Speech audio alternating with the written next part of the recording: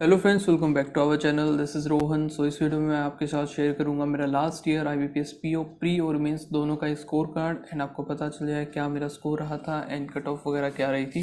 ठीक है, हरियाणा स्टेट वैसे तो मैं बिलोंग करता हूं, बाकी जो IBPS PO और SBI PO इन दोनों में स्टेट वाइज का कोई रोल नहीं है, ऑल ओवर इंडिया रहती है वैकेंसीज।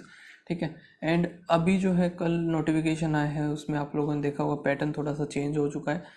फिलहाल लास्ट ईयर तक आपको रीजनिंग में देखने को मिलता था 35 क्वेश्चन 35 मार्क्स, लेकिन इस बार आपको देखने को मिलेंगे 35 क्वेश्चन लेकिन 40 मार्क्स, एंड क्वांट में 35 क्वेश्चन लेकिन 30 मार्क्स।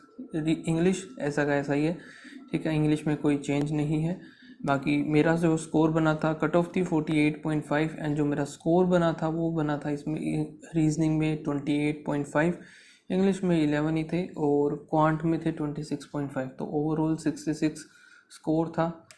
ठीक है, बाकी ये कट ऑफ थी एंड जनरल की आई थिंक पता नहीं, मुझे ध्यान नहीं है जनरल की कितनी थी। वो आप गूगल पे सर्च भी कर सकते हो, क्योंकि मैंने OBC से फिल किया था तो ये OBC की कट ऑफ है। एंड गाइज एक चीज़ मैं आपको बताना चाहता हूँ, अगर आप लोग भी इस एग्ज़ाम की तैयारी कर रहे हो, मतलब कि IBPS PO की प्रिपरेशन कर रहे हो, सो आपको पहले बात तो ये पता होनी चाहिए कि उस एग्ज़ाम में किस टाइप के क्वेश्चंस आते हैं, उनका लेवल क्या रहता है, कौन कौन से चैप्टर से क्वेश्चन आते हैं। सो इसी सब चीज़ों के बारे में पता लगाने के लिए ये एक बुक है, कॉम्प्रिहेंसिव गाइड, जिसमें IBPS PO प्री और मेंस के चैप्टर वाइज क्वेश्चंस है with PYQ questions, and total इसमें 50 चैप्टर्स है, फुल्ली सोल्ड 5200 प्लस MCQs इसमें देखने को मिल जाते हैं आपको। ठीक है, एंड लेटेस्ट जो DI हमारी रहती है एग्ज़ाम में पूछी जा रही है, वो सारी भी इसी में कवर की गई हैं। ठीक है, एंड इसमें जो PYQ क्वेश्चन है वो 2015 से 2024 तक के सारे हैं, प्री और मेंस दोनों के। ये चीज़ ध्यान रखना, प्री और मेंस दोनों के ही इसमें क्वेश्चन है। एंड मैं आपको इसमें ना सारे का सारा डिटेल्स भी दिखा देता हूँ कौन कौन से इसमें चैप्टर्स हैं। ठीक है, जैसे क्वांट में हमारे टोटल 14 चैप्टर हैं। ठीक है, DI के 2 हैं, एक कैसलेट भी हमारा आ जाता है इस वजह से। ठीक है, फिर रीजनिंग में भी सारे चैप्टर्स इसमें हैं, मेंस के भी चैप्टर हैं जो कि हमारे रहते हैं स्टेटमेंट अजम्पशन, स्टेटमेंट आर्ग्यूमेंट, ये सारी चीज़ें। ठीक है, बाकी और भी क्वेश्चन है इसके क्रिटिकल रीजनिंग के।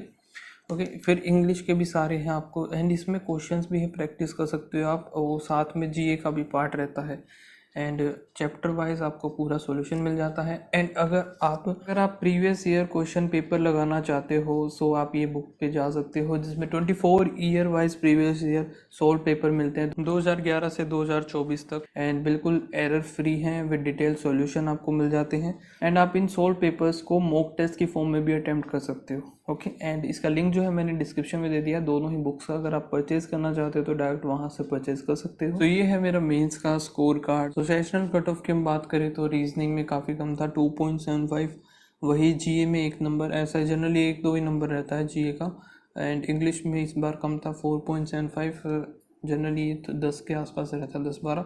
एंड क्वांट में जो कि डाटा एनालिसिस एंड इंटरप्रिटेशन होता है, उसकी भी काफ़ी कम कट ऑफ थी, सेशनल 1 नंबर थी। बाकी जो ऐसे लेटर ये रहता है हमारा, जनरल के लिए 10 नंबर का रहता है, OBC के लिए 8.75 का। एंड इस बार लेटर की जगह भी हमारा कॉम्प्रिहेंसिव ऐड हो गया, सो तैयारी थोड़ी अच्छी करनी होगी, क्योंकि पहले क्या होता था लेटर वगैरह करके निकल जाता था, लेकिन अब नहीं हो सकता ऐसा लेटर का, क्योंकि लेटर का पैटर्न सेट रहता था, यही पैटर्न है। ठीक है, बीच में हमें कुछ भी लिख देना है, मतलब जो पूछा है वो लिख देना है, बाकी सारी चीज़ें सेम रहती थी। ठीक है, थोड़ा वो चेंज करना पड़ता था। सो ऐसे ही OBC की जो कट ऑफ थी, ठीक है, ओवरऑल कट ऑफ 66 थी, एंड मेरा जो स्कोर था 59 था। ठीक है, रीजनिंग में 20.75, और करंट अफेयर्स यानी कि GA में 7.75, रीजनिंग इंग्लिश में 11.25 था, और क्वांट में 9.25। ठीक है, वही लेटर और ऐसे में 10 था। बाकी ओवरऑल मेरा 59 यही बना था, एंड इसी वजह से रह गया था, 7 नंबर कम थे। बाकी मेरा जो एग्ज़ाम था यार, उस टाइम पे मैंने इसकी प्रिपरेशन भी नहीं की थी, ना ही एक भी मैंने मॉक टेस्ट लगाया था, कुछ नहीं किया था ऐसा ज़्यादा कुछ, क्योंकि जब एग्ज़ाम था ना इसका IBPS PO का, तो उसी के हफ्ते भर के अंदर मेरा एक और एग्ज़ाम था HTET का, मैं उसी की प्रिपरेशन ज़्यादा कर रहा था। हालांकि वो एग्ज़ाम अभी तक नहीं हुआ है, डिले हो चुका था। ठीक है, और वो एग्ज़ाम अभी तक नहीं हुआ, एंड वो नेक्स्ट मंथ है मेरा, उसी की मैं प्रिपरेशन कर रहा हूँ। ठीक है, कुछ लोग पूछ रहे थे कौन से एग्ज़ाम की कर रहे हो, तो उसी की मैं कर रहा हूँ, और नेक्स्ट मंथ है 26-27 को वो एग्ज़ाम होना है। ओके। सो अगर और कुछ आपको पूछना है तो आप पूछ सकते हो कमेंट सेक्शन में, एंड हमारा एक टेलीग्राम चैनल है वो ज्वाइन कर लेना, वहाँ पे पूछ सकते हो। ठीक है, वहाँ पे आपको PDF वगैरह मिल जाती हैं क्वेश्चन सॉल्व करने के लिए। बाकी मिलते हैं नेक्स्ट वीडियो में, तब तक के लिए बाय बाय, थैंक यू।